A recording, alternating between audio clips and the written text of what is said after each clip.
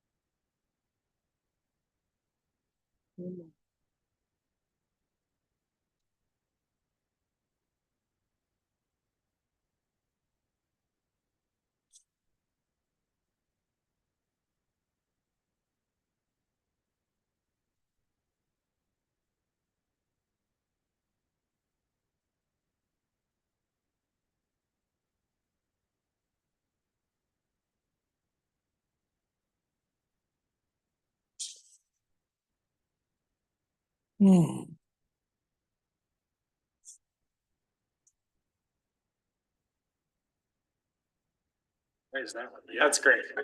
Great. All right. Welcome, everybody. It's 6:07 PM. I'll call this meeting to order.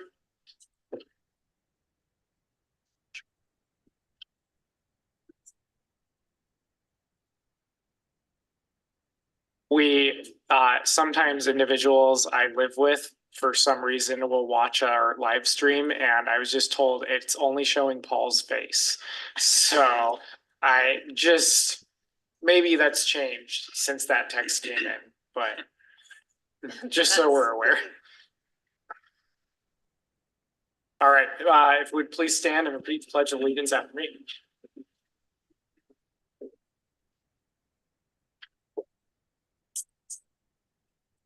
I pledge allegiance to the flag of the United States of America and to the republic for which it stands, one nation, under God, indivisible, with liberty and justice for all. Rory, if you would call roll, please. Yes. Councilmember Glover. Here. Ah, very good. Billings. Here. Gettle. Here. Brown. Here. Robinson. Here. Thank you. All right. Go to the proclamation declaring June 2024 as Pride Month, and we'll hear from Councilmember Gettle. Thank you, Mayor. So every year, for the past 6 years, we've done a proclamation declaring June 2024 as LGBTQ Pride Month in Midvale City, and this year is no exception.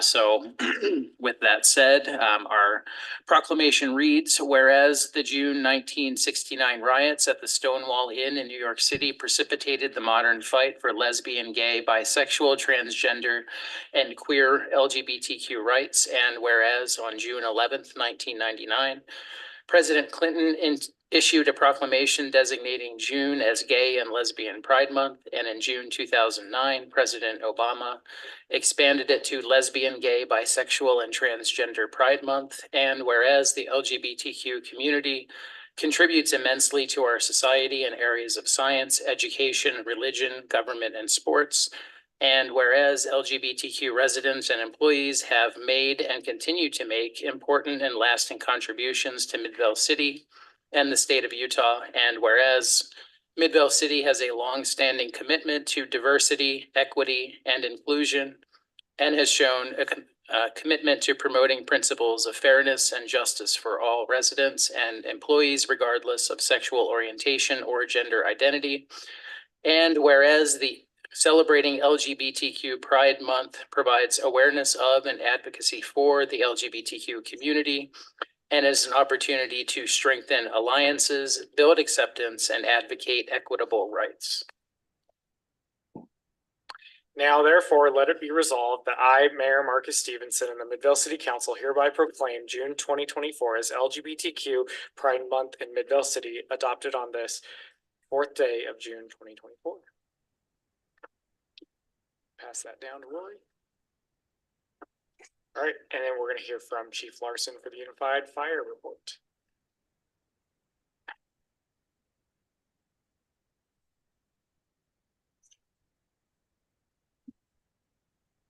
Good evening, Mr. Mayor, council members, city staff. It's always a pleasure to be with you. I'll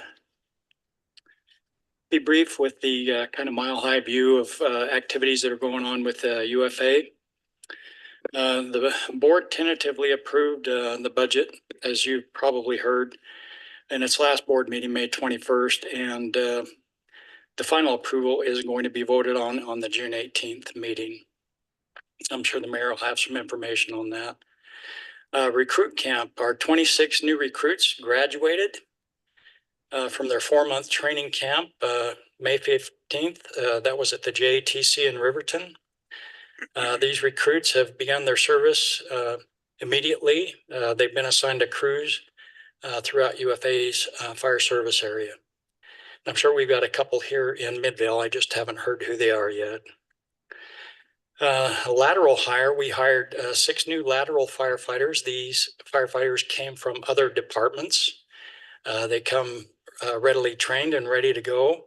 So their training is really like a 4-week orientation to our processes and procedures. The fireworks restriction update, we've kind of talked about this a little bit, but we'll have a final fireworks restriction area map published on our website June 1st with the updated boundaries that the council approved for Midvale. And I want to remind our citizens again, this is a really great tool on our website. You can click on the map, type in your address, and it will zoom in and let you know if your residence is in a restricted area or not. So it's a great tool. And along with that, I'll just jump down to the June safety message that is available on your social media and ours. With fireworks season quickly approaching, we'd like to remind our citizens to use proper care this season to ensure there are no injuries when handling fireworks.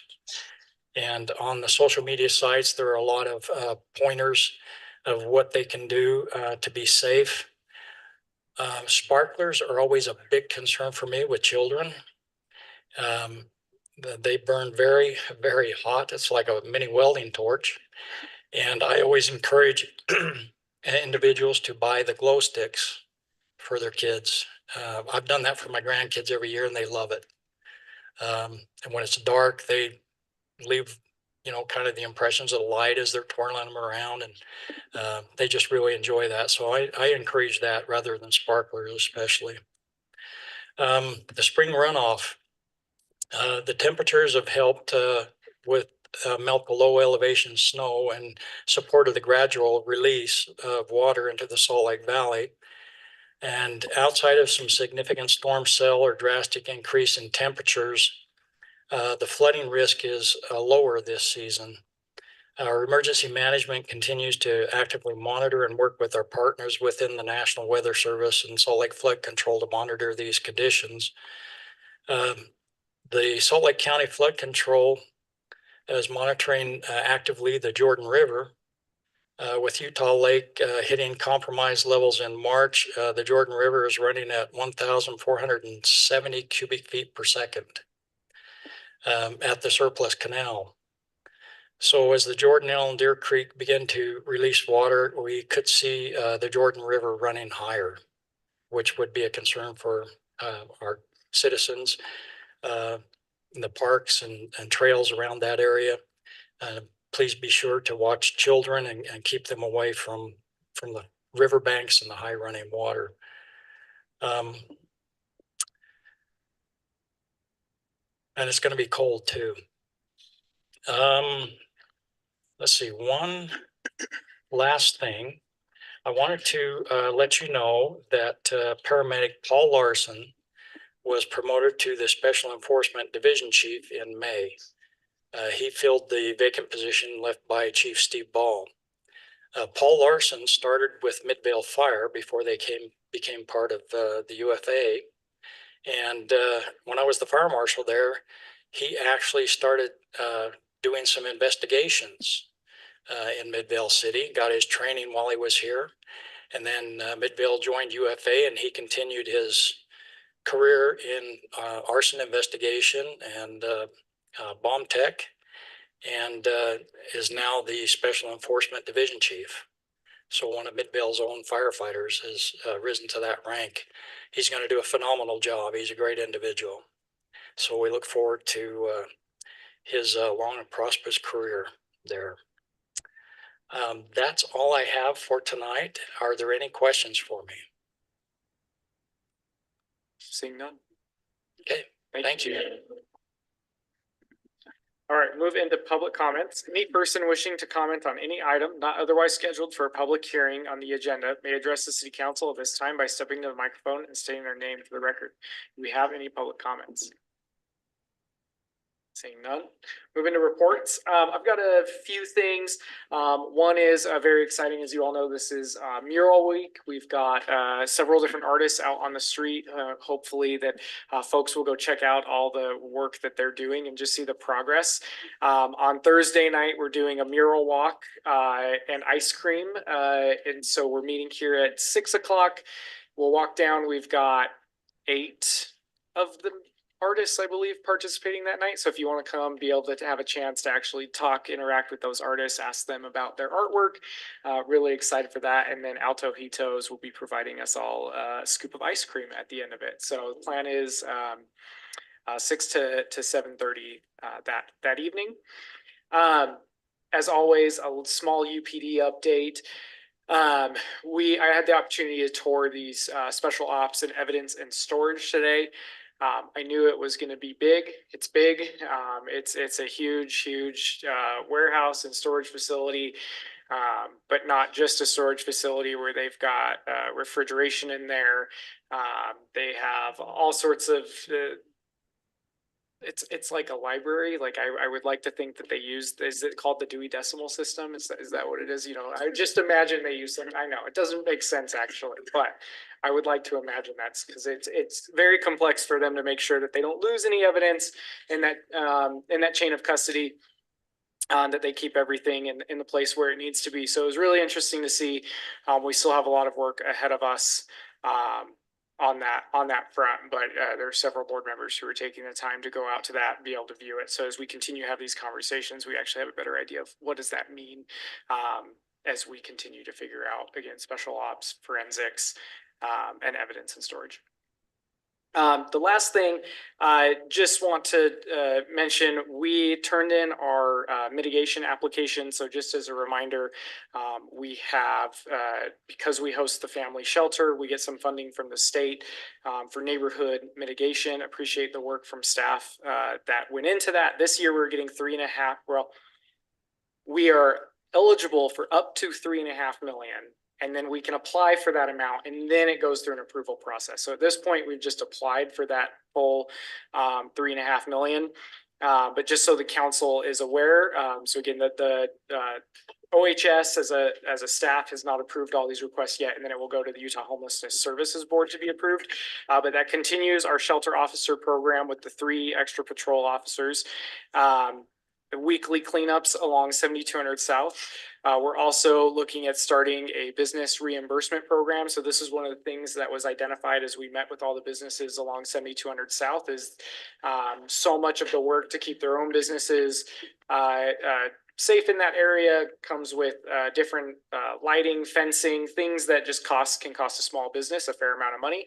And so that was one of the ideas came up, was using these mitigation funds as something that these businesses could apply for through us. And so that was one thing we requested, doing railroad underpass improvements.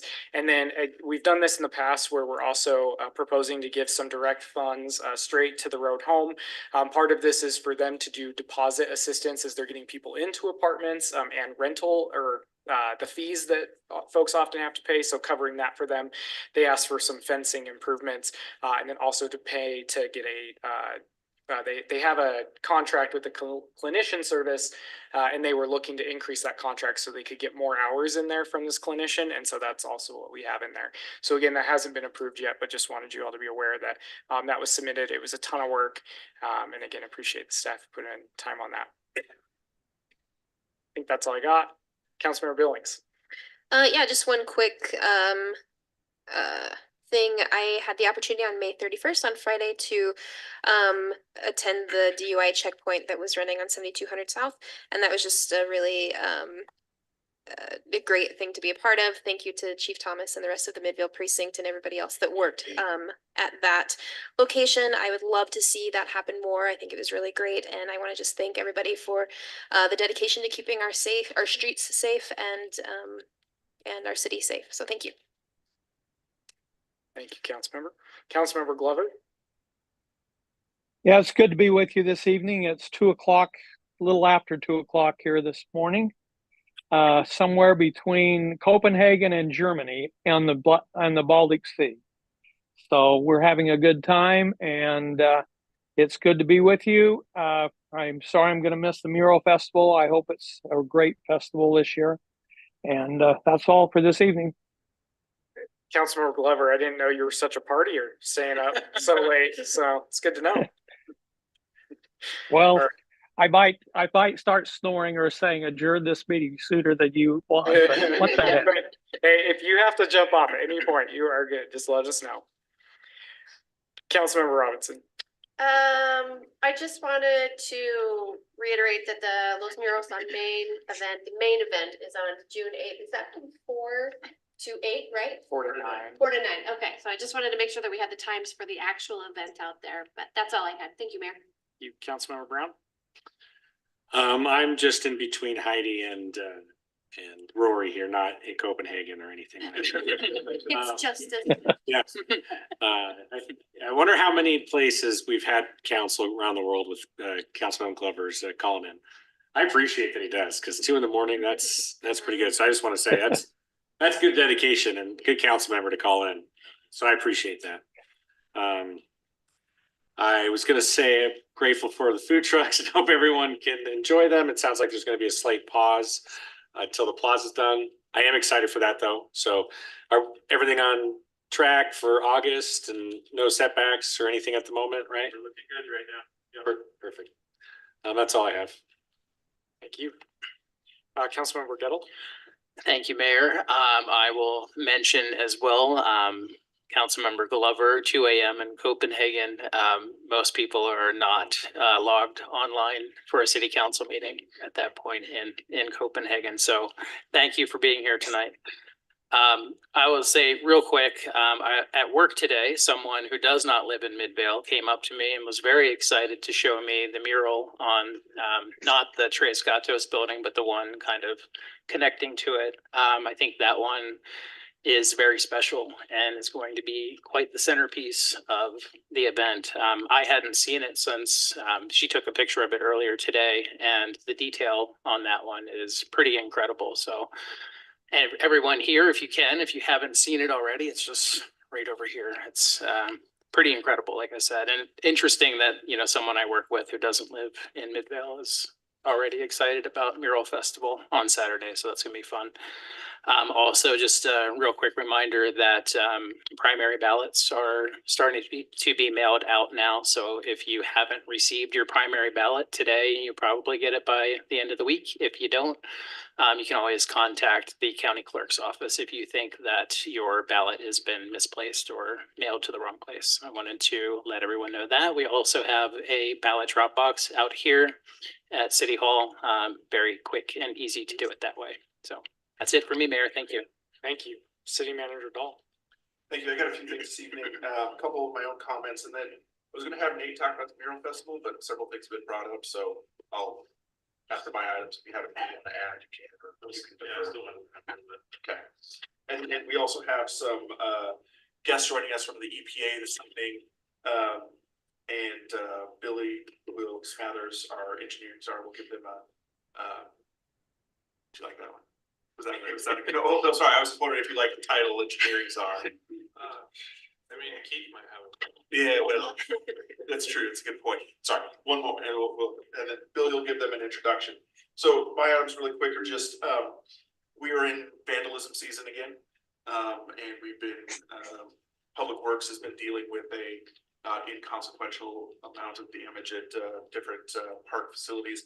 One of the more recent ones that we've seen that has been problematic is some damage to an electric meter at the Bingham Junction Park. That has affected our ability to use a timer to water at that park, so it is starting to look a little. Chris, did you want to? Were you going to say? Crispy.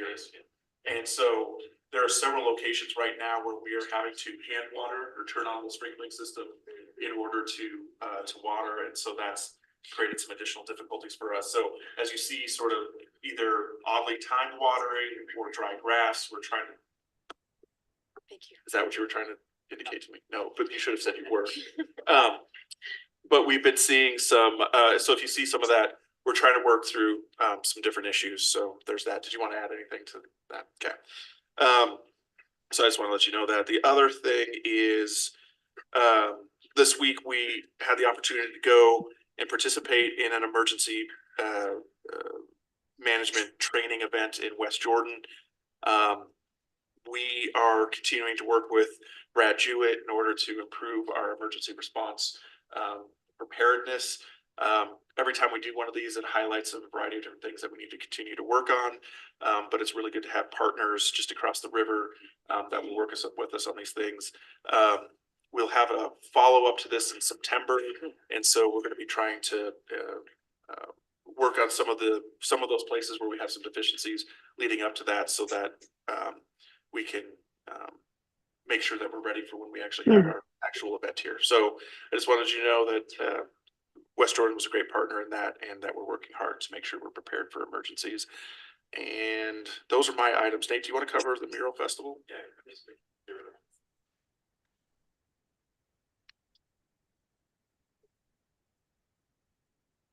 There were a lot of comments about the mural festival. I just want to talk about it a little bit more. So we did have muralists that started this last Thursday. All of them by this point now, actually since yesterday, are up. So we have 9 muralists that are out on the street. This year we kind of went different. The last couple of years we went really Utah heavy artists. We have a lot of great Utah artists murals, and we got over 30 murals. A lot of those, majority of those Utah artists. This year we went a little bit different. So we have a Utah artist in the mix, but we also have 8 artists that have come from all across North America, from Canada, and from all sorts of different areas to be together. They've met a couple of times at some of our lunch events that we've done. And so they're really excited to be here to be in Utah. A lot of them the first time they've been in Utah, so they're enjoying the mountains and enjoying the walls. So we really have some pretty prominent walls this year and some walls that we've been going after for a while. So it's really great to have some incredible artists painting on those walls and just go out and see them. But the mural festival does start, like we said, from 4 to 9. And we'd still want to just get as much word out as humanly possible, because we would love to have as many people as we could possibly get on the street. This year we'll have the most vendors, local artists that will be sharing either art or crafts or different things like that. So we really want to support the vendors that have come. And then also this year, we are doing a beer garden, and Bohemian and Two Row, our two local breweries, are both the ones that are doing the beer garden for us. So not only do we have local art and we have incredible muralists, but we have some local businesses sharing their art brews, I guess. So we're excited about that. The event should be great. And it is, this, like we always say, it's not just about putting art on Main Street, but it's really about celebrating the artists. We really try to make this as artist focused as we can. And so we do a lot of things to make the artists feel as welcome as possible. And the day of the event, we really love to have the public be able to interact with the artists. And they're incredible. If you go out and see some of the work, we just have some incredible mural work that's coming up that we should be proud of as Midvale for a long time. So really excited about that. And if there's any questions about that, but other than that, just hope to see everybody there. How many murals are there this year? 9. So we're going to do 9 murals this year. Yep. So that'll put us close to 40 if you count some of the ones that we've commissioned. And you count the one on Overstock, which is pretty close to Main Street, not quite, but it's a very good mural, so we have to include that. But when we include all of those, we're close to 40. And so the plan is, I hope, this is my plan anyway, is that we get to 50. And then at that point, we start kind of renewing some of them that have been up for 3 or 4 or 5 years. And so we always kind of have Main Street as an active, living mural gallery that people can come to and see new things all the time. So exciting. I always sort of bring this up, and that big one makes me think of it. Are we gonna light that big one? We're gonna light as many as we can. So we've been going through, we had some difficulty with the consultants that we had hired for the Main Street lighting, but we've switched to a local company that's gonna do it and probably do it a lot better than we had even anticipated. Within that contract, we're gonna do street lights, we're gonna do the string lights that go between them. So all new street lights that are vintage looking, kind of like like the ones on the very old part of Main Street. The string lights will go all the way between, but then they also have these things called gobos, which are things that are either going to light up the street or they're going to light up the murals. Not every single mural, we can't quite get to every single one, but we're going to light up as many as we can. The big one, and then some of them we might have to work with some property owners to get lights on some of those. But Is that lighting gonna be this year? yeah, the plan is to have it by the end of this year. It was supposed to be by the end of the summer. We're moving it back a little bit, but the hope is that I'm going to say this here, and I hope that I don't have to backtrack on this.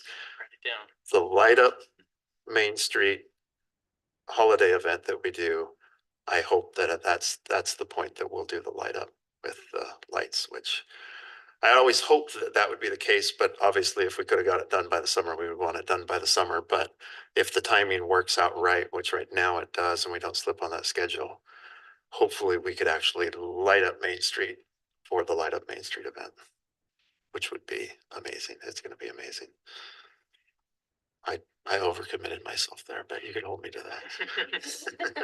Thanks. Thank you, Nate.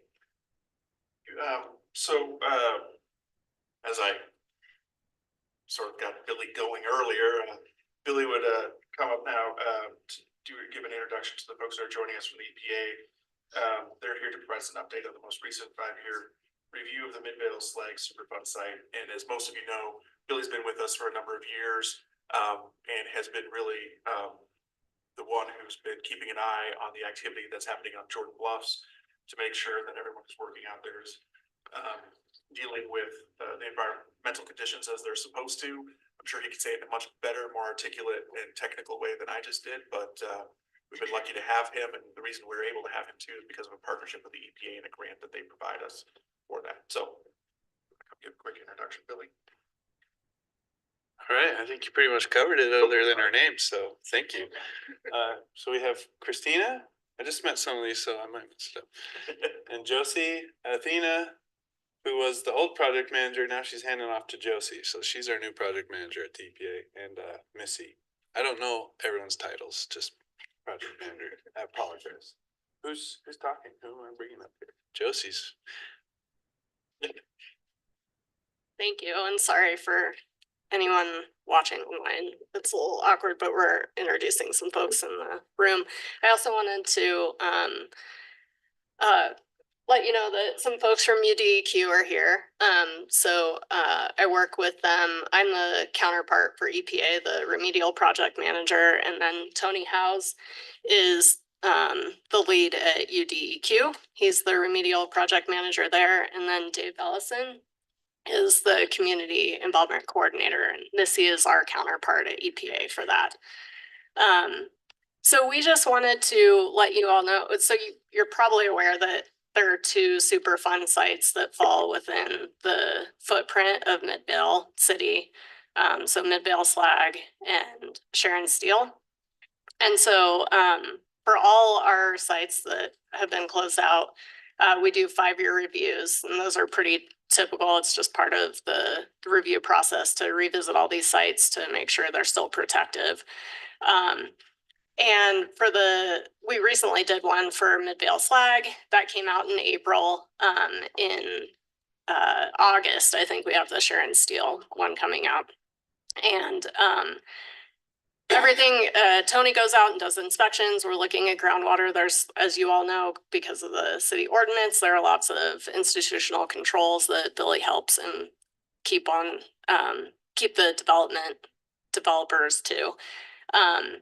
And so the finding from the recent Midvale Slag review, it was a change in protectiveness status. And that is just, we just kind of wanted to let you guys know about this because it's, the language can be a little confusing. But so basically this was all based on EPA in January came out with new updated lead guidance that was based on newer science. It kind of recognizes that there's a need to be protective at a lower level for children's health with lead.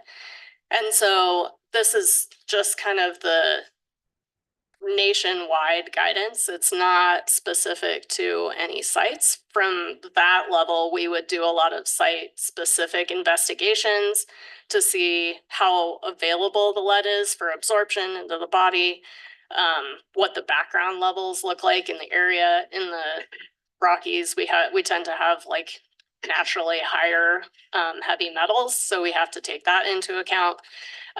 But just the triggering of the lower level in the national guidance is calling it.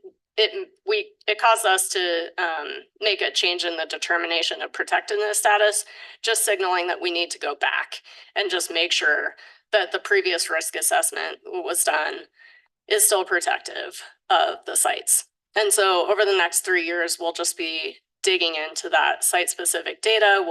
Since these sites have been on the redevelopment track, we'll be kind of looking at old documentation, revisiting the risk assessment, looking at bioavailability, all that stuff, and then coming back with an answer about whether it's still protective or if there are further measures that need to be undertaken for full protectiveness status. And so we just kind of wanted to see, I want this to be like an open dialogue if you all have any questions. I don't know if you have had any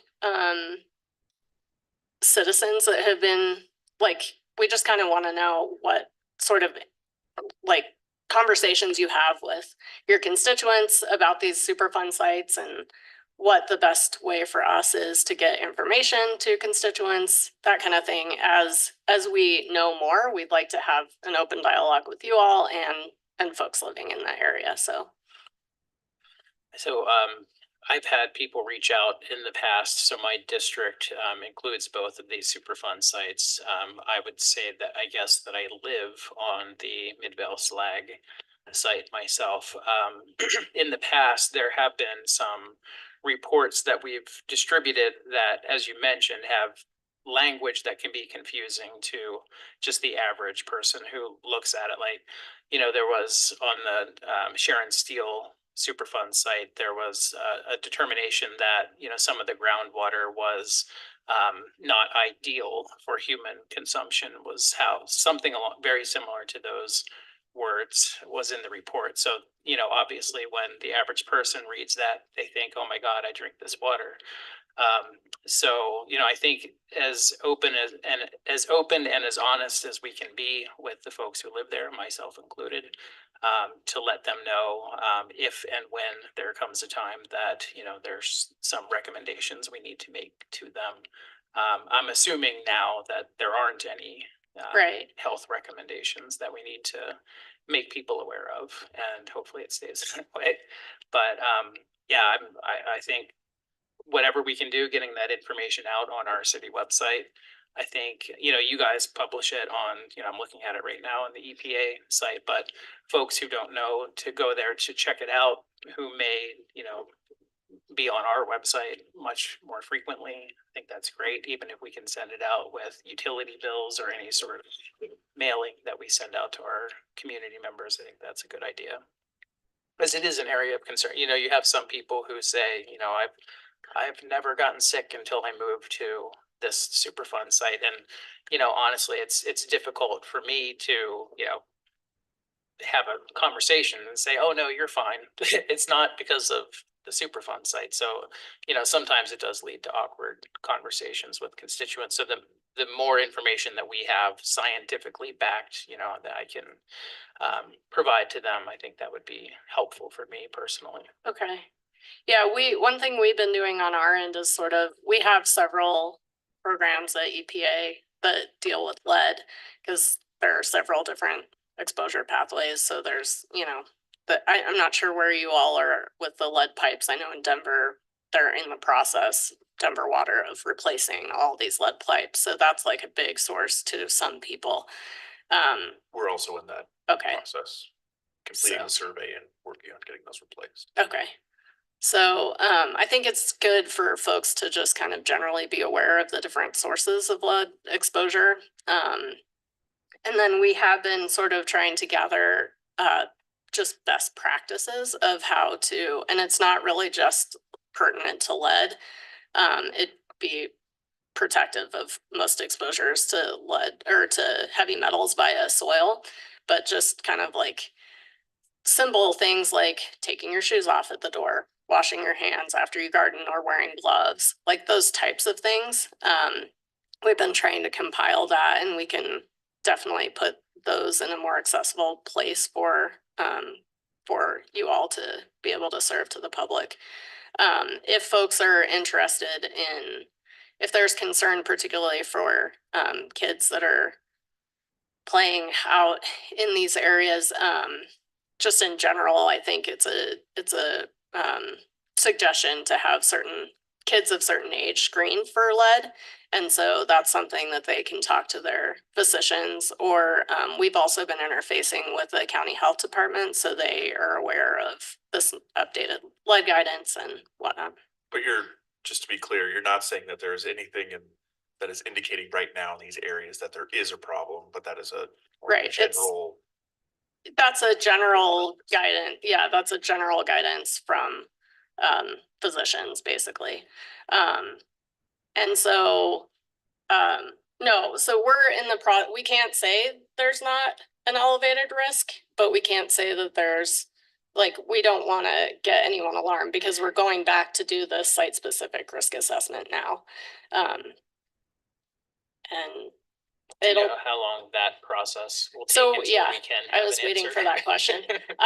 So we're hoping, we have In the 5-year review, we said that within we're gonna try and come back within 3 years, to have the determination. And during that time, we'll be working with, we do have funding for these sites, which is great.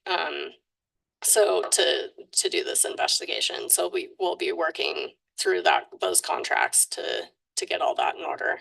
And so that may mean it'll kind of be stepwise. Like if we can determine all this and determine that there's not elevated risk based on just a paper exercise, then that may be where it ends. There may be a need to recharacterize some areas, which would be just soil sampling.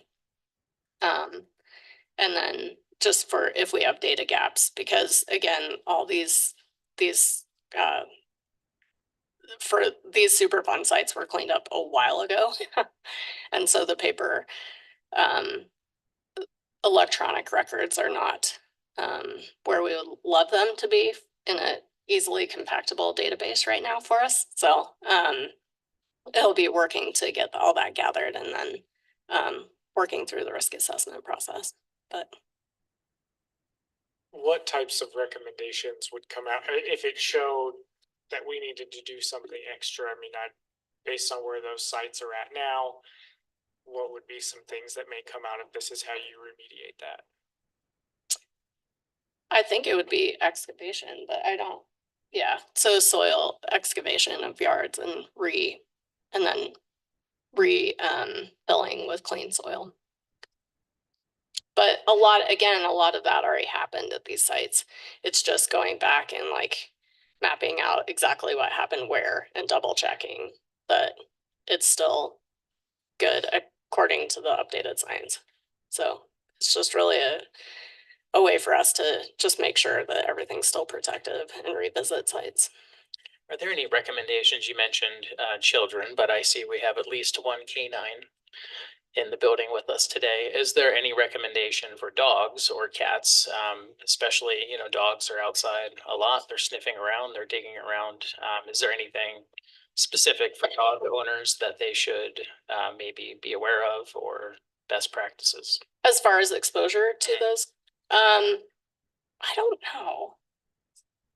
Yeah, I mean, as far as not bringing it into the home, it'd be like wiping off their paws and whatnot. But as far as, I don't know if there's been many studies for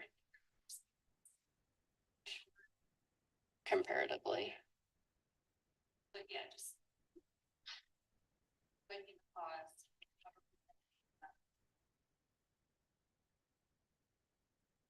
Would you just repeat that? Yeah. So she said wiping the paws so that the dirt doesn't come into the house, and then just if they do get into a bunch of dirt, just sort of helping them wipe it off. But again, that's not because there is any data showing that there are issues, but that would just be a good precautionary thing. That's just a general good practice.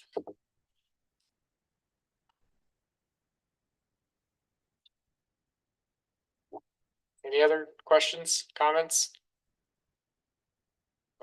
Hi, I'm Christina Projes. I'm one of the supervisors in the Superfund program, and I'm supervising the Midvale slag and Sharon Steel sites. I just wanted to reiterate some of the points that Josie made.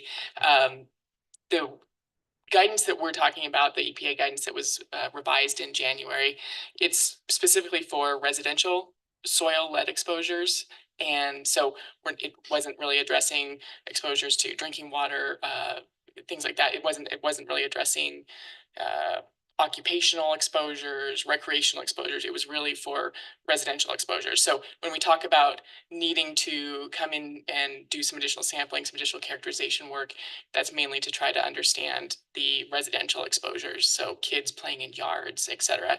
She mentioned that the guidance was largely based on needing to protect young children, pregnant mothers. Those are the folks who are most at risk from higher lead exposures. So the guidance was really intended to help us understand and clarify that, the current science shows that lead can be a risk even at lower levels than we previously thought, at the previous levels that were established, which were for the science folks were around 400 parts per million previously. Now that new guidance, which is screening level, it doesn't say, it's not to say that this is the new level that your cleanup has to be at, but it says that if your level reaches 100 to 200 parts per million, we now need to go out and do the evaluations that Josie has mentioned to determine if that level is protective or if maybe even a higher level might be protective. It's basically saying we used to think 400 was acceptable. Now we're saying, 1 to 200 is acceptable. I know we've been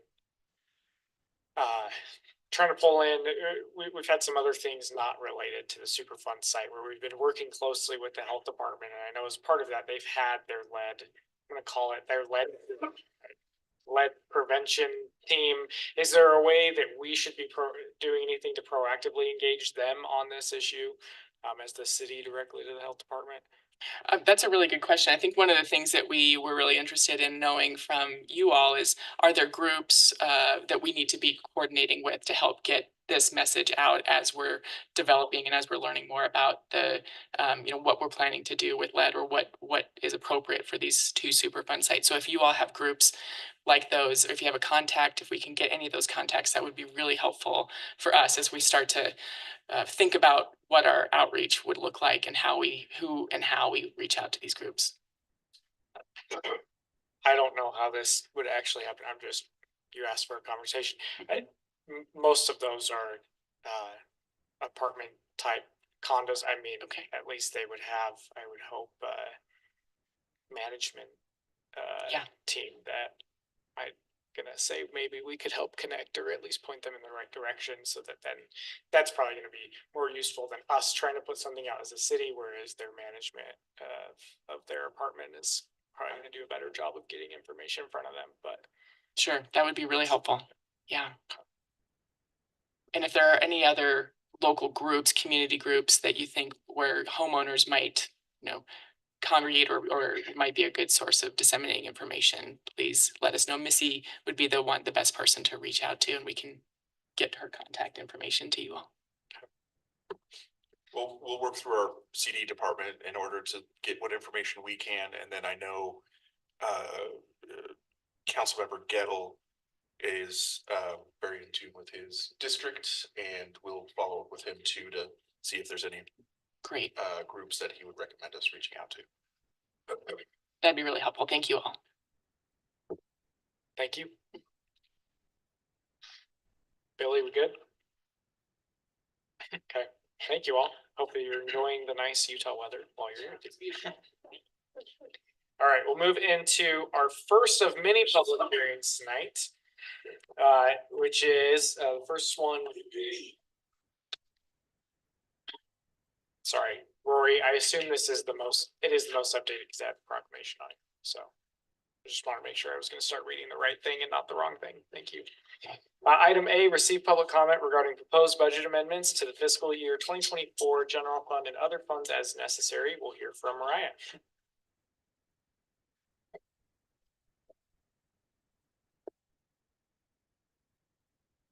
We got a cool 4 slides.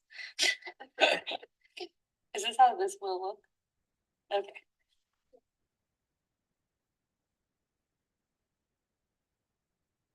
Basically, the detail for the amendment was in their packet, but it kind of was in 3 parts, and so I just broke it down into that.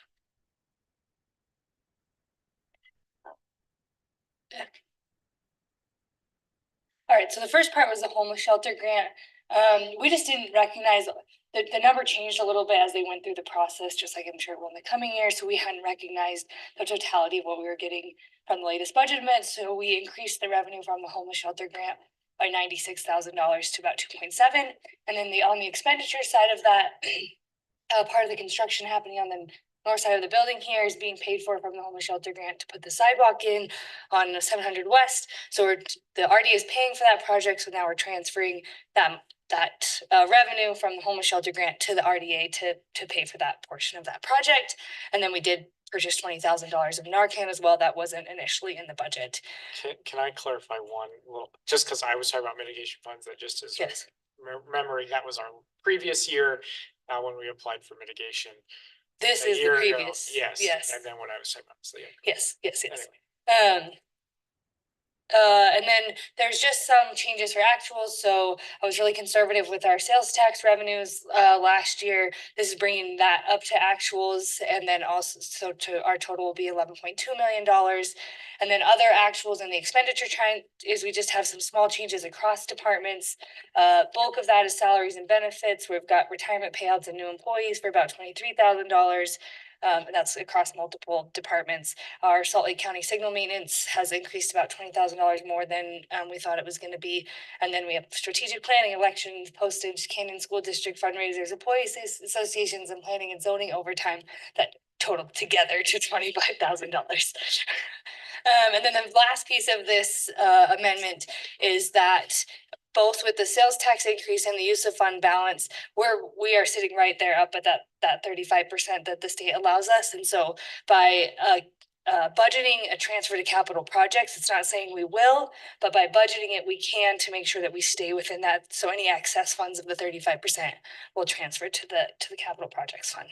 So that's the last piece of it, and then just put the detail in here, but I talked about all of it. Do you have any questions? Okay, I'll leave that.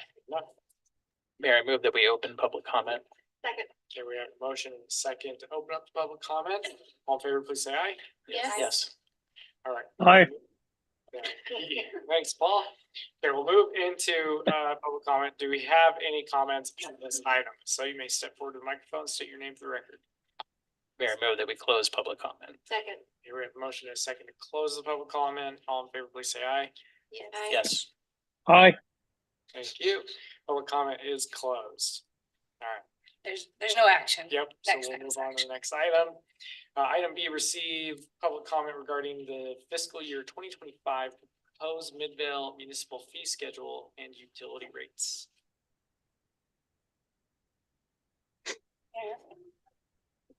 It's just a PDF, so don't get confused. Although you might have to scroll for me. I didn't think about that. Okay, this was in your packet as well. It's a red line version of the fee schedule. So we scroll to where you see red. No, not there. Right there. Yes, sorry. So we've added rental deposits for the few park pavilions that didn't have those. The request of Public Works. You can scroll down some more. The CD fee study, we thought we'd make it into this section, this fee schedule update. Not quite there, still in the works, but when that's ready, we'll just bring it back around as a public hearing. And then scroll down more to the couple pages. Sorry, that was a bad idea. And then the sewer and water rates are increasing about 8%. This is from a resolution you guys passed in 2021. And the CFSP. These are to help fund needed infrastructure improvements and debt. And to equalize, we have 3 different utility rate areas in the city. At the end of these 5 years of increases that you passed, all of them will be equal, and that will be a lot easier for everyone involved. You're not there. Keep going.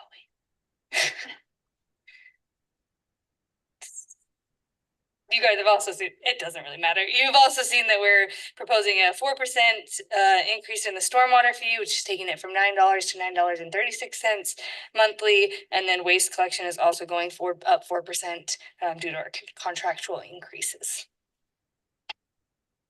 That's it. Yep. Sorry. I won't do that again. I'll put them in a PowerPoint. That's it. Right, I have Yes. a quick question. Yes. I noticed, and it's very insignificant, but it's non-sufficient funds return check fee. Yeah. Does that still happen? Yeah. Okay, Yeah, So- quite often, and we get charged by the bank every time it does. and how much do we get charged by the bank? We get charged, that's a good question, I don't know exactly, because it gets put into our fee analysis. And then there generally is a pretty heavy administrative burden for those as well, because of the way we have to deal with it in our accounting system, and then the effects on the account and those things. Yeah. Okay, Yeah. so you think 30, I don't know, to me, it's always, it's like a double-edged sword, We the are pretty person- careful. We try not, like, it's not one of those things that we're not ever gonna, if we can avoid it, Yeah. we do. If there's a reason, we do what we can, but Just always seems counterproductive to me to charge people more money who didn't have money. they're also not always not sufficient funds if they didn't notify us. There's a lot of reasons we get returned checks. Like So, it's a different bank account or. yeah, they didn't let us know. Yeah. Or we did let them know and they let it happen again. Yeah. Okay, but you guys look at that and, if someone's like, very, very, $30 makes all the difference to some people. Yeah. and We're not gonna shut off their water Yeah. because of that Okay, or anything cool. like that. Thank Yeah. you. Everything we do, we try to approach it with. I figured, I just wanted to get that on the record. Yep. Because you guys are awesome. Mayor, I move that we open public comment. Second. Thank you. We have a motion, a second to open public comment. All in favor, please say aye. Yes. Yes. Aye. Okay, public comment is open. Do we have any public comments on this item? So you may come forward to the microphone, state your name for the record. Seeing none, Mayor, move that we close public comment. Second. a motion and a second to close public comment. All in favor, please say aye. Yeah. Yes. Aye. Thank you. Public comment is closed. Any other things for Moran? Okay, move on to item C, consider an ordinance amending section 17.7.12.2, 17.7.12.5, and 17.7.12.7 relating to the removal of the uses manufacturing, outdoor storage, and warehouse / distribution and other associated references to them in the regional commercial zone to the Midvale City Municipal Code. John? Thanks, Mayor. So there's a few of these tonight. 4 of the 5 are all kind of interrelated a little bit, this being the first.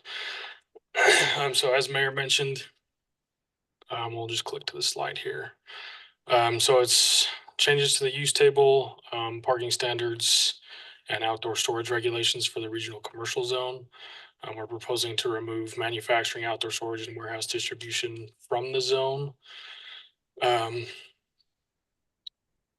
With that, we had some discussion with planning commissioners about this, and they ultimately recommended approval to you guys, based on efforts to, potentially redevelop in areas of the city where regional commercial is a pretty predominant zoning ordinance in the area. I can pull up a map if need be. But that's pretty much the background for what this is. We haven't received any public comment for this. If you have any questions for me. And also Vendeline's here. We work pretty heavily with the legal department on this as well, so. Any questions? I do just have a general question about this.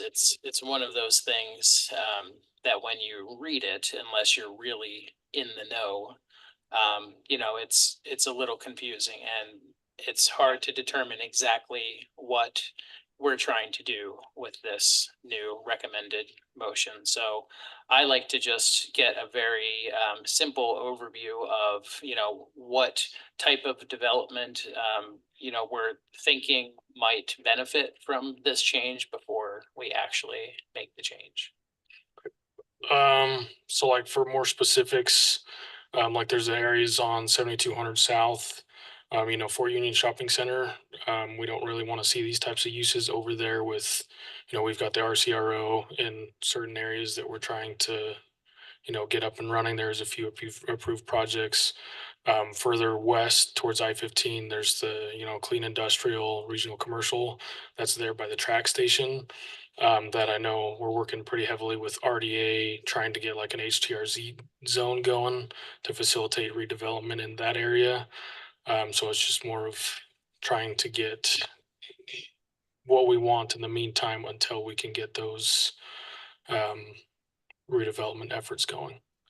So. And that makes perfect sense to me, but at the same time, one of the outliers is moving a business that exists on Main Street now, who does some of this type of work and move that into an area that's mostly residential. So, you know, I think that if we're gonna do things like this and try to promote certain types of commercial development, we need to do it in all areas of the city and not just, you know, the Fort Union Totally. area. I agree that it should be done in the Fort Union area, but at the same time, you know, we're actively trying to move an industrial operation to an area that's mostly residential in a different part of the city. So those things kind of conflict in my mind. Makes sense. Totally. Any other questions for Johnny? All right, this is a public hearing. I'd ask for a motion to open the public comment. Mayor, move that we open public comment. Second. A motion is second. All in favor, please say aye. Aye. Okay, public comment. Aye. Thank you all. Public comment is open on this item. Do we have any public comments? Seeing none, Mayor, move that we close public comment. you, Second. if a motion and a second, all in favor, say aye.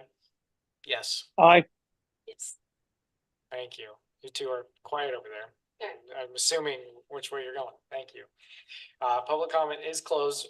We'll move into the action item on this one, which is consider ordinance number 2024-015, amending section 17.7.12.2, 17.7.12.5, and 17.7.12.7 relating to the removal of the uses manufacturing, outdoor storage, and warehouse / distribution and other associated references to them in the regional commercial zone of the Midvale City Municipal Code. There are any more discussion, I would welcome that. Otherwise, I would entertain a motion. Can I just get a little bit of clarity on this one?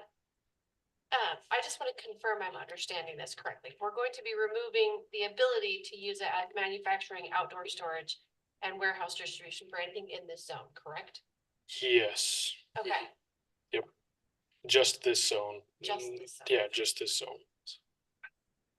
And generally so, you know, that all sounds great, but could you give like an example, not necessarily a specific business, but like a type of business that this would preclude from that area? Because like, you know, a lot of things could say, you know, Chick-fil-A might have outside storage.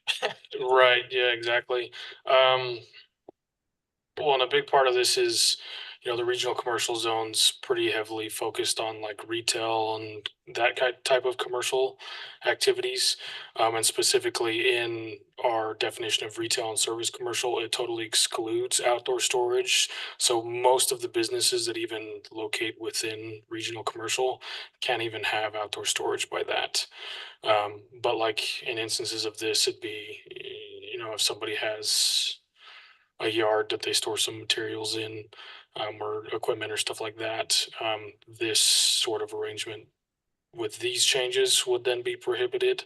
If anything currently exists, as always, it's grandfathered in. But yeah, stuff like that. In general, you can think about this as tightening up the zone a little bit. Right now, I mean, it's the regional commercial zone, but it has many characteristics of an industrial zone because we do allow manufacturing in it and also this outdoor storage component. And we don't really, you know, if you think where on the zoning map you find the regional commercial zone, you really don't want a manufacturing business to be next door to, let's say, Walmart or anywhere in the Fort Union shopping center, as an example. Our zoning, though, says you actually could do that. Let's say if one of the big box stores went vacant, someone could say, I want to produce broomsticks here or something that's somewhat, you know, heavier industrial, and we would not have any means of saying no to that. And so all these amendments really are looking at tightening up the zone so that it's truly a commercial zone. If you would introduce heavier industrial uses into a commercial area, devalues the commercial area, and it could mean that you lose a lot of the tax revenue that goes with it, and that suddenly this area, becomes something totally different than what the city would like it to be. Do you have a sense? So you keep referencing Fort Union shops. Are there, I don't know off the top of my head, all the areas in Midvale that are zoned for regional commercial? Do we have a sense of where those generally are? Matt, can we get power to plug in the computer? Oh, we can? Okay. You know what? I'll just pass the computer around. You can, like when on those prize shows and they show off a prize, you can just come this way let's do that. and walk it along. Good luck getting it to Europe. Sorry, Paul. So regional commercial is the brighter red color. So on the east and then right there, just east of I-15. It's mostly on the east side. It's almost straight up. All right, that makes sense. Thank you. Thank you. So it's just that. It's one here. So that's there. So I think that's okay. So this one is. So Paul, just on high tech, and then south of Glover Lane, and then really the shops at Fort Union going just a little past 900 to 700 east, not coming too far off 7200 south. Okay, thank you.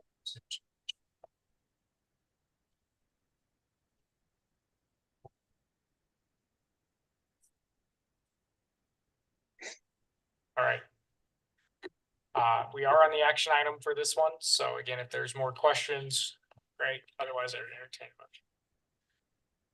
Mayor, I move that we approve ordinance 2024-0-15, amending section 17-7, 12.2, 17-7, 12.5, and 17-7, 12.7 of the regional commercial RC zone of the Midvale City Municipal Code as provided in the attachments, with the finding noted in the staff report. Second.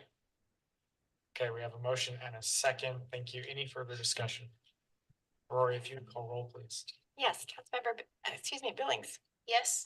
Glover, Aye.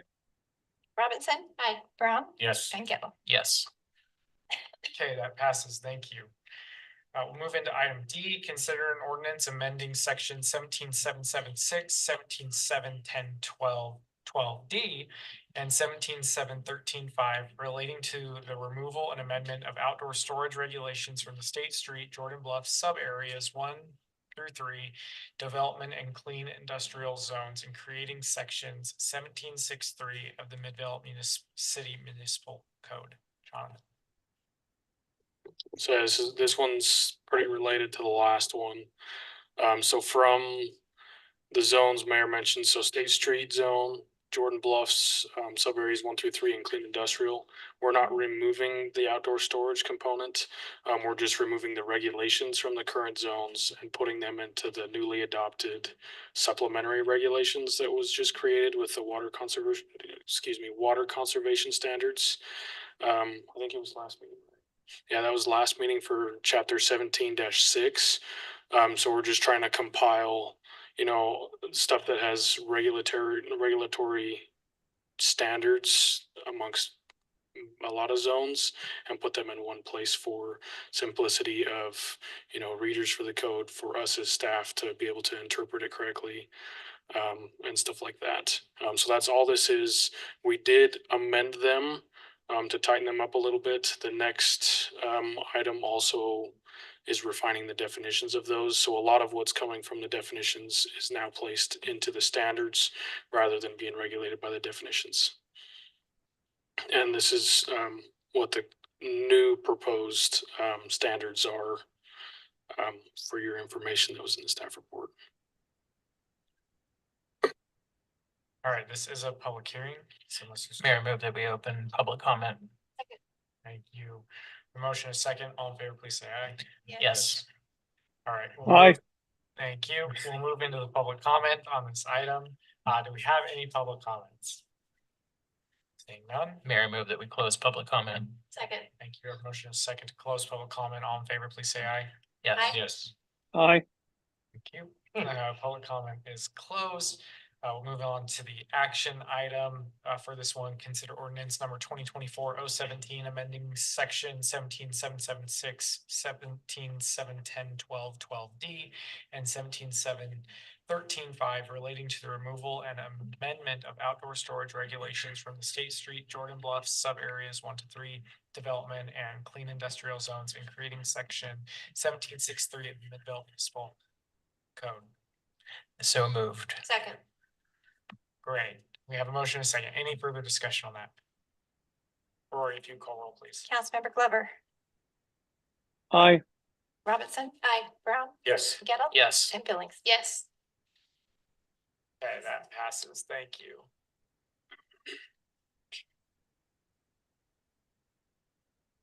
All right. Public hearing E, consider amending the Midvale City Municipal Code, section 17.7.12.2 to remove commercial nursery as a use in the regional commercial RC zone, section 17.7.13.2 to add storage yard as a use in the clean industrial zone, and section 17.2.15 and 17.2.19 to refine the definitions of outdoor storage and storage yards. Mendeline. Thank you, Mayor. This is the continuation of the saga, basically. Part 3. Yeah. So first, we are removing commercial nurseries from the regional commercial zone. And the reason is really the same. It's something that's not appropriate in this particular zone. If you look into the code's definition of a commercial nursery, it's defining that as a place that grows trees or plants for a variety of uses. One use even was research related, so it's wide open. It's not what you would think of as the garden center at Home Depot or so. That's not meant by this. The next is that we are putting storage yards in the clean industrial zone, and that's simply to put that storage yard use where it belongs. So we took it out of regional commercial and we added to clean industrial. And the third item is really more of a housekeeping item. It's not the best form for a municipal code to regulate within the definition of a use. Most people who look at the code, if you think of a developer or anyone who likes to build something, it's great if they find the right section, but they won't even entertain the idea of looking in the definitions for certain rules that go along with what they're trying to do. And we happen to have quite a bit of that in the code. And as part of this, the idea was to add that so that the regulation is where it belongs, and that's in the zoning ordinance. And so that's the third part of this. And that interacts with the supplementary regulation section that you created at the last meeting when you approved that item. And this helps us with the maintenance of the code. If we have components that are common to all zones in one section. Otherwise, you have, whenever there's a change, you have to change it in 10, 12, 15 places. And over time, things get forgotten, and then you suddenly have the whole code out of sync, and things just simply aren't consistent anymore. So that's the housekeeping part of this. Here's the, you had that in your packet, what got struck and then moved to the supplementary regulations section. This is the recommended motion. All right, if there's any clarifying questions for Vendaline, otherwise, this is also public hearing. I do have one question. As far as the nursery aspect goes, there are other places in Midvale where someone could run a commercial nursery.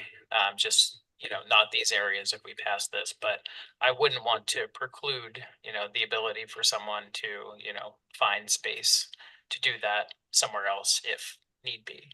Yes, yeah, it's possible. We have other zones that can take that use. Tropics, right? Wouldn't that be a nursery or whatever it's called? Yeah, but it's not a nursery in the sense of our code's definition. That's why I mentioned earlier, this isn't the garden center at Home Depot. I thought it included that. No.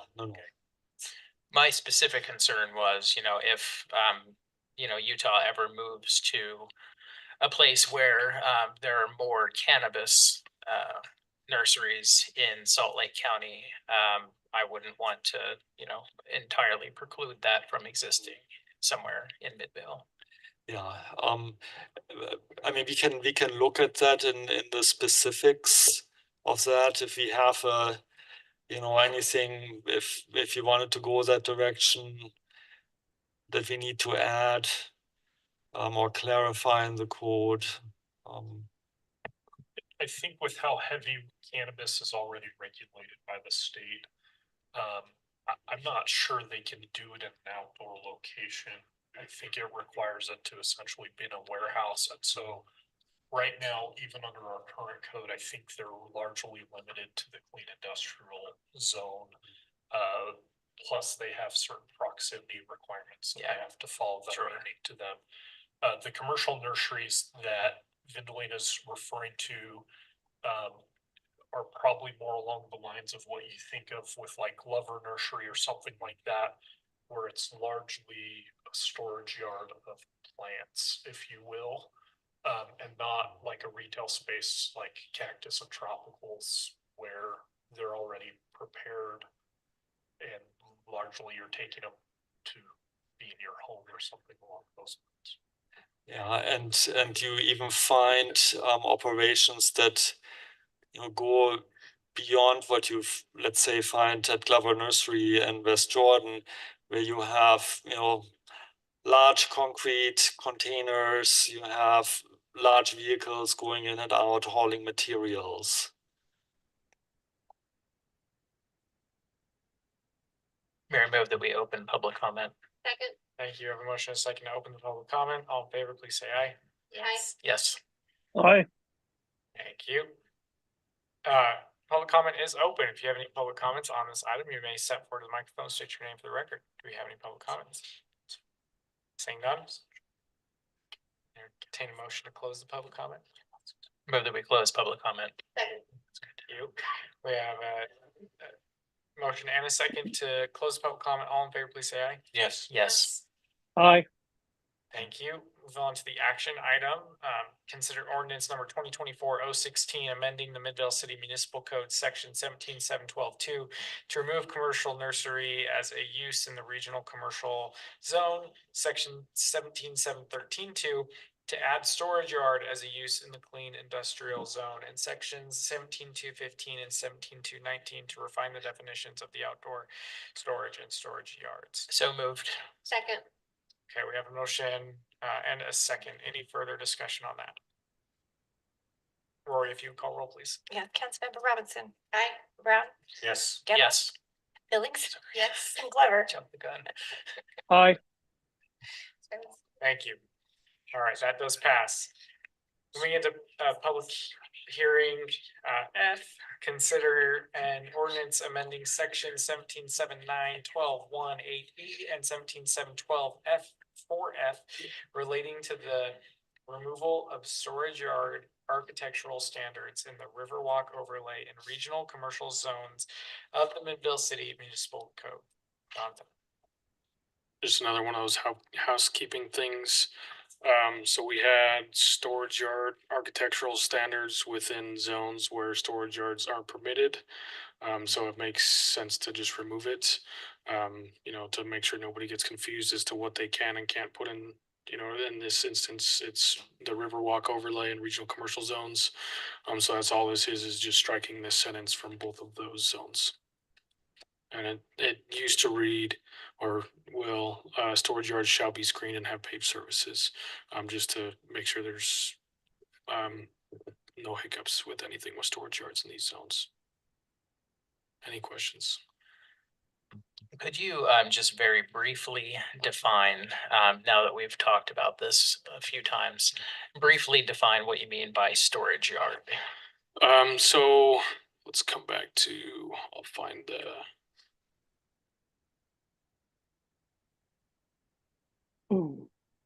So this is the now adopted storage yard definition.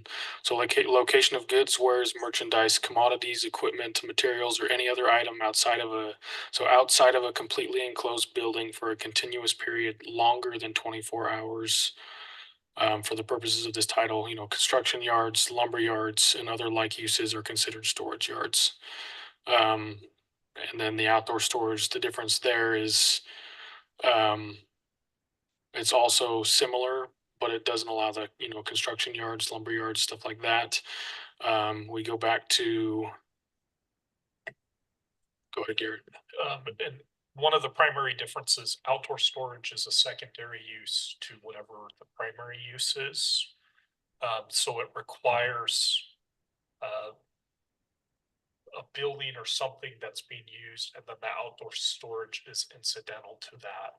A storage yard could be just completely storage, if that makes sense. The entire lot, parcel, whatever could be used for storage, whereas outdoor storage is only incidental to whatever else is going on the property. And with that, with the outdoor storage being accessory, there's a limit on the property. The outdoor storage cannot be 15% or more than 15% of the lot area. As for storage yards, it could be an entire lot. It could be a storage yard, because of that need for accessory for outdoor storage, not storage yards. So would an auto body repair shop that may or may not want to be part of this Riverwalk overlay area, would this make it more difficult for them to operate, or would this make it easier for them to operate in that area? Potentially it could make it harder. With Riverwalk, the outdoor storage, as far as I know, is allowed. But storage yards, so like an entire lot or more than the 15%, is not allowed. So if it is anything beyond that, it would totally affect them.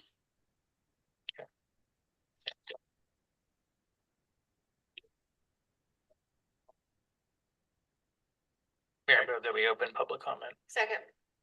We have a motion and a second to open the public comment. All in favor, please say aye. Yes. Yes. Okay, we'll open the public Aye. comment. Thank you. Do we have any public comments on this item? So you may step forward to the microphone, state your name for the record. Seeing none, Mayor, move that we close public comment. Second. we have a motion and a second to close public comment. All in favor, please say aye. Yes. Public comment Aye. is closed. Thank you. Public comments closed. We'll move on to the action item. Consider ordinance number 2024-018, amending section 17.7.9.12.1.8E and 17.7.12.4F relating to the removal of storage yard architectural standards in the Riverwalk overlay and regional commercial zones of the Midvale City Municipal Code. Do we have So moved. Second. We have a motion and a second. Any further discussion? Rory, if you call roll, please. Yes, Councilmember Brown, Yes. Gettle, Yes. Billings, Yes. Glover, Aye. and Robinson. Aye. Okay, that passes. Thank you. Move on to item G, consider an ordinance amending section 17.711.3B.4G relating to reducing requirements between outdoor dining and existing residential uses in the Main Street form-based code of the Midvale City Municipal Code. Jonathan. This is the last one from me tonight. So this one is essentially reducing in Main Street form-based code the distance between existing residential uses and outdoor dining from 100 to 20 feet. The 20 feet already exists in what was approved in the State Street Zone code changes at the beginning of May. We're bringing that to match here in the Main Street form-based code, and also to help with Main Street having such, some properties are not as deep as 100 feet, to help facilitate, any future outdoor dining that could happen on the street, to facilitate the, activation of the space. And that's the background for this one. So the way this is worded, you can explain this to me. It says outdoor dining area and existing residential use. So if the new building puts outdoor dining out and the second story is residential use, they could not have, that would be less than 20 feet, right? It's not saying residential zone, it's saying residential use. Right. There is carve outs in Main Street form-based code for that. Okay. So if it's part of a mixed use building, it's exempt from this. Okay, that was my. Yeah, Okay. yep, exactly. This is only, it's G of this section that only pertains to, say there's a existing building, somebody wants to put on the side of it in like their parking lot or something, an outdoor dining area, and there's a house behind them, that distance could affect. That's in a different, mostly a different zone then, right? Exactly. Okay, Yep. because if they're in the form-based code and it's a mixed use, then they're exempt. Yes. Okay, I'm like, because this is gonna be impossible if It's not. totally. And we can pull that up and show it to you if you need. We can't plug in, but we can show the computer around. No, that's fine. Okay. That was just me overthinking it. Mm-hmm. Okay, any other questions for Johnny? Otherwise, I would entertain a motion to open the public comment. Mayor moves that we open public comment. Second. Thank you. We have a motion and a second. All in favor, please say aye. Yes. Yes. Aye. Thank you. Public comment is open. Do we have any public comments on this item? Mayor move that we close public comment. Second. Okay, we have a motion and a second to close the public comment. All in favor, please say aye. Yes. Aye. Yes. Aye. Public comment is closed. Move into the action item. Consider ordinance number 2024-019, amending section 17.711.3B.4G relating to reducing requirements between outdoor dining and existing residential uses in the Main Street form-based code of the Midvale City Municipal Code. So moved. We have a Second. thank you. We have a motion and a second. I just get fancy over here. Any further discussion? Rory, if you would call roll, please. Yes, Councilmember Kettle. Yes. Billings, Yes. Glover, Aye. Robinson, Aye. and Brown. Yes. Okay, that passes. Thank you. We'll move on to our consent agenda. We've got two items. Consider minutes of May 7th, 2024 and May 21st, 2024.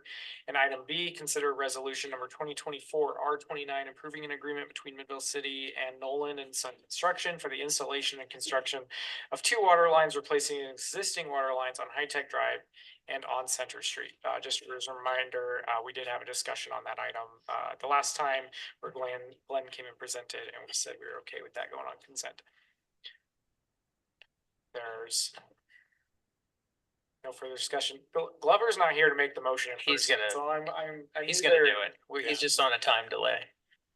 I don't know. So motion, did I hear right? Is this motion to adjourn? Someone really messed us up. Mayor move that we Okay, accept motion the to consent approve. agenda. Yeah, he's gonna do it. Motion to approve the consent agenda. Second. Thank you. Councilmember, you always give one of those motions, either consent or adjourn. You had a 50-50 chance of getting it right. And I should say my I second would was have, for the consent agenda and I not. would have, I would have liked the first motion better, but hey. Well, we're getting there. We understand. All right. We do have a motion and a second to approve the consent agenda. Any further discussion on that? Rory, would you call roll, please? Yes, Councilmember Billings, Yes. Glover, Aye. Robinson, Brown, Yes. and Gettle. Yes. Okay, that passes. We are lucky that it's only 7:30 because this is gonna get weird real quick. All right, we'll move on to our only action item of the night, consideration of resolution number 2024 R30, authorizing the execution of an interlocal cooperation agreement between Midvale City and Salt Lake County regarding the Main Street Art House project. Okay, Thank you, Mayor. Thank you, Council. That said, it makes him nervous when you look at him as you're waiting for the presentation. So I tried not to look, but then you stared became at really Ben, I called awkward. out. The preface is that you look and then we all look.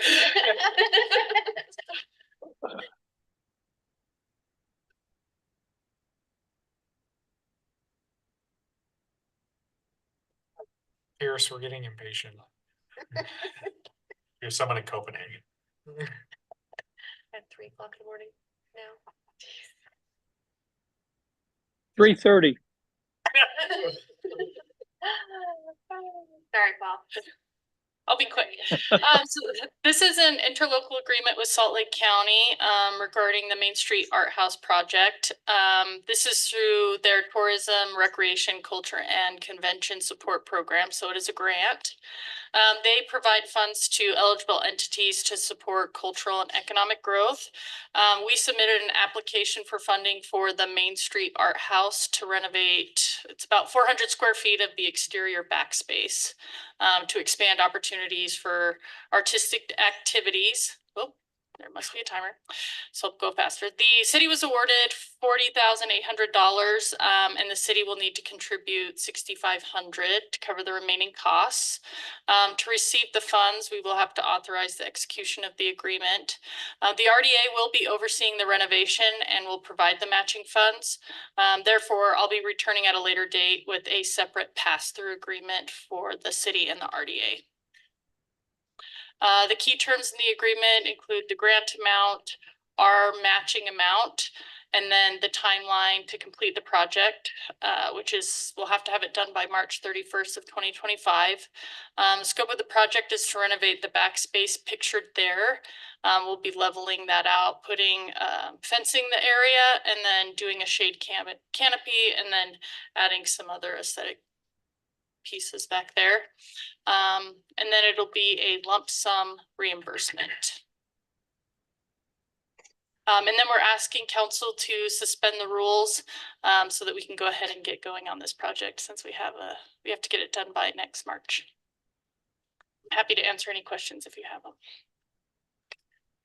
Was this an item, and I should know this to be honest, but was this item just part of the overall budget that was passed by the county council, or was this a specific item before the county council that they voted on? So they have, that's a Or good was question. it I don't know. administrative? Yeah, so I think they have a committee, and there were various people. I think there was I know that Mayor Silverstrini, I think, was on it, and there was another mayor, but it was comprised of various people, and they made a recommendation, and it went before county council for final approval for how they were going to disperse the funds that were kind of in that pot. Does that make sense? So it was like a committee, and then it went to county council. Yeah, I think the for final county approval. council just blesses it, but it's the TRCC, the track committee, that actually makes the recommendation. Yeah, so what you're saying, it was a little governmenty. Yes, Yeah. yeah. All right, any further questions, comments for Kate? I would entertain a motion. Mayor, I move that we adopt resolution number 2024-R-30. Yeah, sorry, I was just. Sorry, yeah, it's I awesome. move that we suspend the rules and adopt resolution number 2024-30 RDA, authorizing the execution of an interlocal cooperation agreement between Midvale City and Salt Lake County regarding the Main Street Festival lighting project. Oh, Nope, boy. that's not it. Yep, that's a mistake. It's the Main Street Art House. Well, and Sorry, it's the also week of Mural Fest. What else can I do here? Give me it all at once. the resolution number that you read the first time is correct. We're not doing an RDA resolution at city council. So just read this, but suspend the rules. Yes, please. Okay. One more Yep. time. That was easy. I move that we suspend the rules and adopt resolution number 2024-R-30, authorizing the execution of an interlocal cooperation agreement between Midvale City and Salt Lake County regarding the the Main Street Art House project. Second. Is that right? I had to read so much tonight. That was really enjoyable. I appreciate that. All right, we have a motion and a second. Rory, would you call roll, please? Yes, Councilmember Glover, Aye. Robinson, Aye. Brown, Yes. Gettle, Yes. and Billings. Yes. Okay, that passes. Thank you. Sorry about that. All right, we've got two discussions. Item A, discuss state auditor's fraud risk assessment. All right. Trying to split out my year and stuff so you guys didn't have to hear from me 12 times next week. I think I still am on for 5 or 2 weeks. So sorry. Okay, a reminder that this is required by the state auditor to help measure and reduce the risk of undetected fraud, abuse, and non-compliance in state entity or not state entities, public entities. So good job. Nope, that's perfect. Yep. One page. So last year we did a couple things to increase our score from low to very low. We're still in that place, and we've added another 20 points on top of us because we hired a CPA. So we really are only missing that we just don't have a formal internal audit function, which is very normal for a city of our size. It would be pretty extreme for us to have an entirely additional person to do internal audit. So we are in the very low category and have all the points but 20. There's no action required on this. It's just meant to be presented before you. That's what the auditor wants to know. So that's what I'm here doing. Do you have any questions? Is our number higher? I remember last year. Yeah, 20 points higher than last year. Okay. Yeah. And that was like 20 points or so. I think that we got Year before. more that we adopted all of those policies and required ethics, and then you guys took your trainings, which actually probably need to get Bonnie on that. But yeah. Really fun, Bonnie. I imagine. I also wouldn't have you expect that we will get all the points. Like I said, that we will probably always be missing those 20 points, but we're doing pretty dang good. Yeah, it's a good score. Yeah. Yeah, I'll say I see this through a couple of the other entities we're a part of, and they all do good, but this is the highest I've seen. So it's great. Yep. Great, thank you. Thank you. All right, item B, discussion regarding the renewal of the agreement for animal services between Midvale City and Salt Lake County Animal Control. Aaron. Good evening, council and mayor, and good morning, Councilmember Glover. Thank you. My name is Erin Summers. I'm the project and policy manager here at Midvale City. And we are in the process of renewing or getting a new contract for animal services with the county, as our current contract is coming to an end at the end of this fiscal year on the 30th.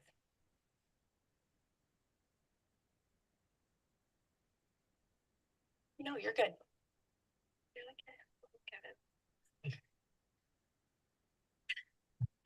And I'm going to just walk through what that looks like right now. So for full context, we started contracting with the Salt Lake County Animal Services in 1986 was the first resolution that I could find. Starting this relationship, we started with just licensing, and we have since moved to having animal service manage all our animal service needs within Midvale. So that's enforcing, running the shelter, and catching strays for us, managing a lot of the programs and license fees management, and then they also do emergency animal services for us. So as I mentioned before, our current agreement is going to end at the end of this fiscal year. And so we have currently been in communications with them in order to create a new agreement with them, but maintain the same level of services that we have gotten so far. We are anticipating that we will have the final agreement ready for you by June 18th. It's currently in the county's hands, so that you are able to review and vote on that. But I wanted to make sure that you knew all the terms that we have so far. So for the first part of this will be a multi-year agreement. It will last until the end of the end of the fiscal year in 2029, so June 30th. And we have the option to do 3 renewal periods of 5 years each, before we have to do this process again, where we are recontracting out with them instead of extending our existing contract. Now, our annual cost will be that $406,618. The maintaining those levels of existing services that I was talking about, regulation. So this is all our enforcement of all animal related services, our code, state code, and county code. This is maintaining all of the issuing citations, writing citations, letting us know what's going on, maintaining our after hour services.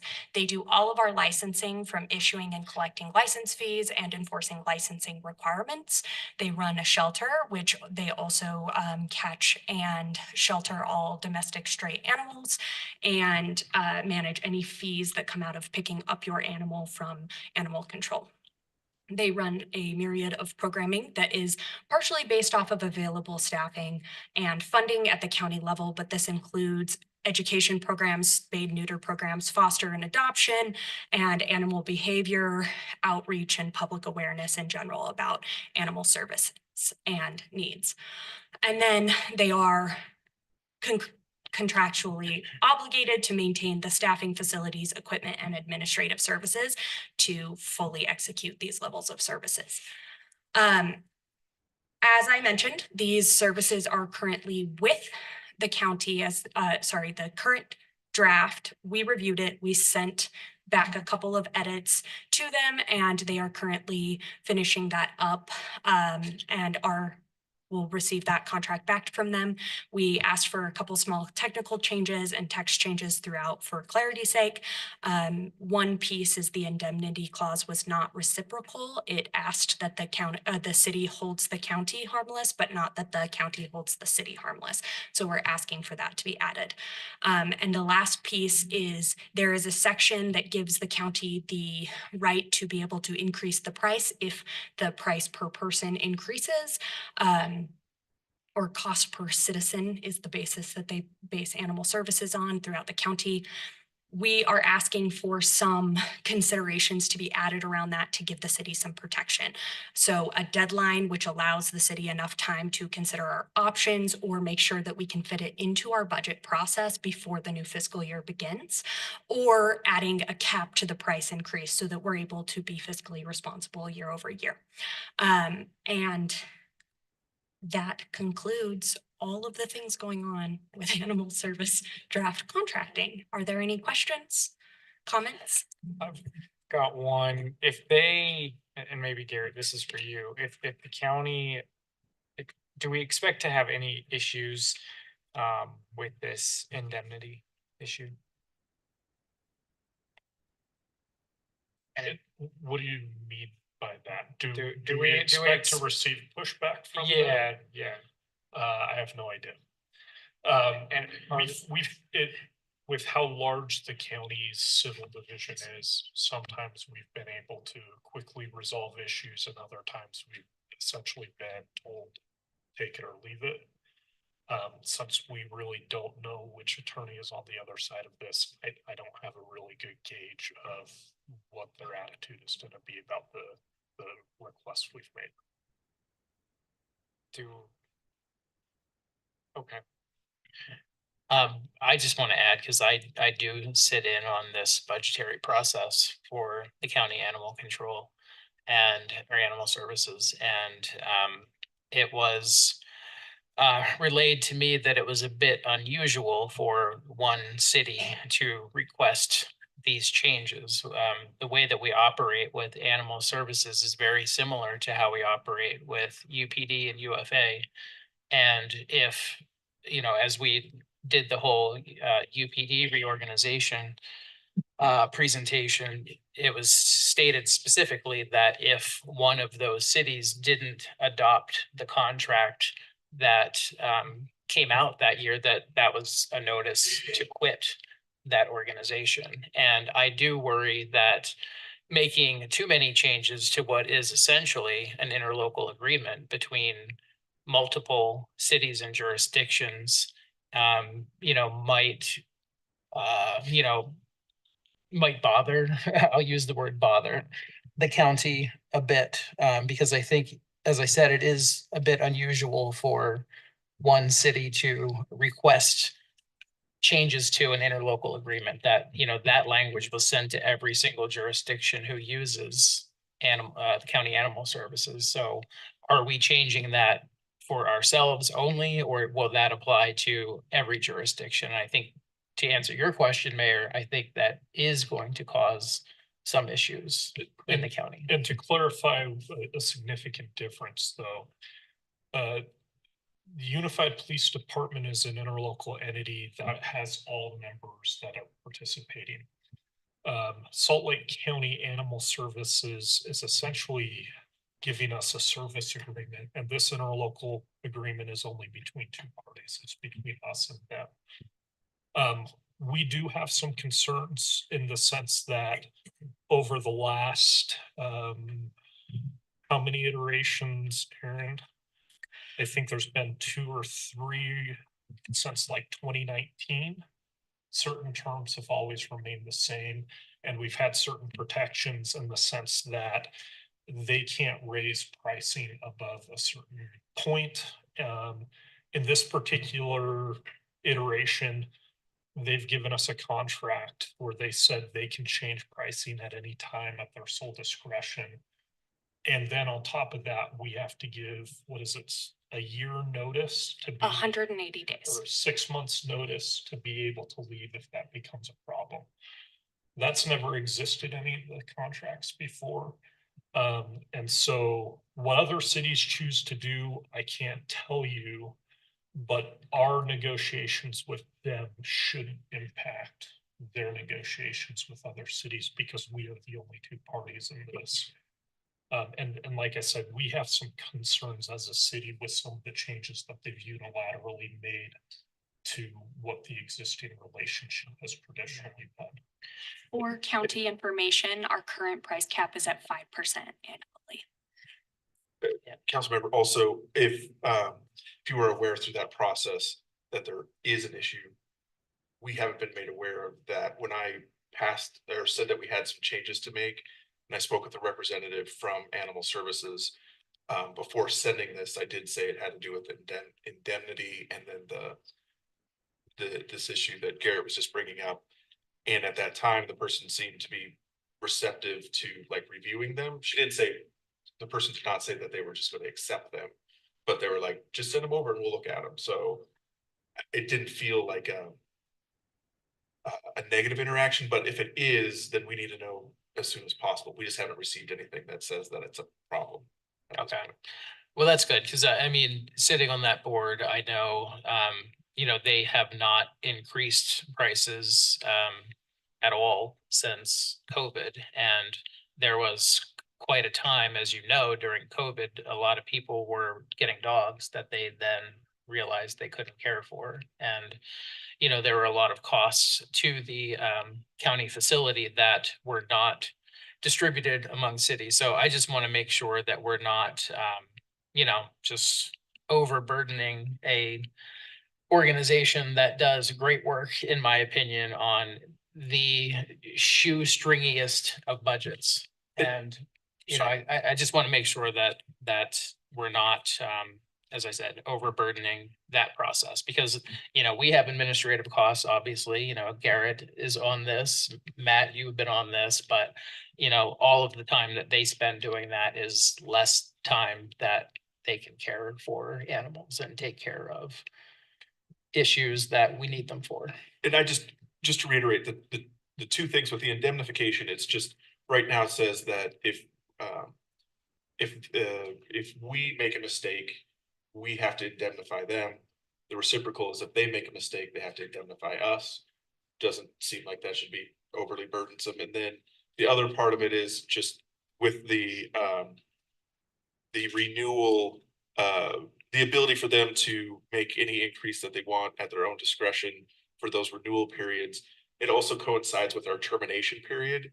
And so it creates a scenario where they could increase it at any time, but we would be in the termination window that we have. And so we would just have to accept what they were giving us or be in default of that contract.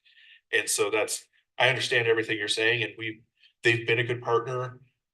We've agreed, I guess we haven't approved the budget yet, but the council has not shown any adverse opinion to the increases that we've seen from them.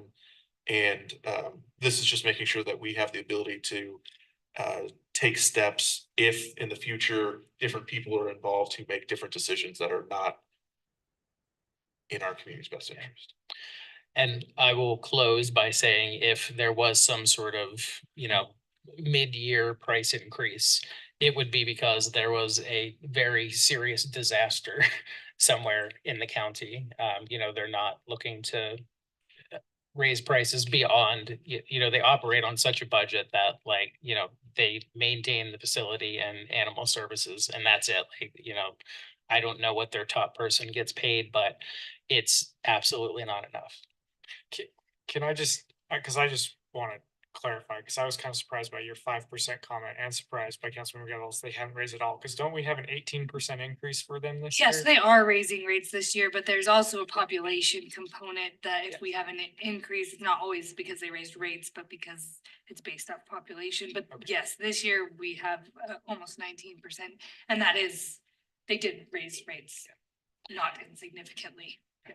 And it is per capita, so a city twice as large as us pays twice the amount. The reason for that increase is because they hadn't increased. And again, I'm not saying that this is the best policy, but they didn't increase because they didn't think that it was appropriate during a time of pandemic and its aftermath to raise prices on cities that were already struggling to find money. So that 18 to 19%, I have been assured, is not the norm that we can expect from them in the future. I think one other thing is that I did ask Aaron to present this without the agreement, since we had those two terms that we were still working on, just so you had a heads up on this, and we were able to discuss these items, so we don't have the specific language before you. And that is probably an oversight on my part that might have helped, even seeing that red line at this point. Because the other thing is that it doesn't just say that they could increase rates, but it also says they could change the formula and just basically everything associated with how our fee is derived. And so that's why we were concerned about it. But as soon as we hear back where they're at with it, one way or another, our goal is to come back on the 18th and we'll look at the full agreement. And then I'll make sure that if we hear that there's any issues, we'll make everyone aware of that. And if I hear of any, I will let you know as well. I appreciate that. Thank you for the Thank discussion. you. All right, no closed session tonight. And so, Paul, if you're still on, it's your second motion. Motion to adjourn and good night. Good night, Councilmember. We have a Second. motion and a second. All in favor, please say aye. Yeah. Okay. Aye. Thank you. I promised everyone.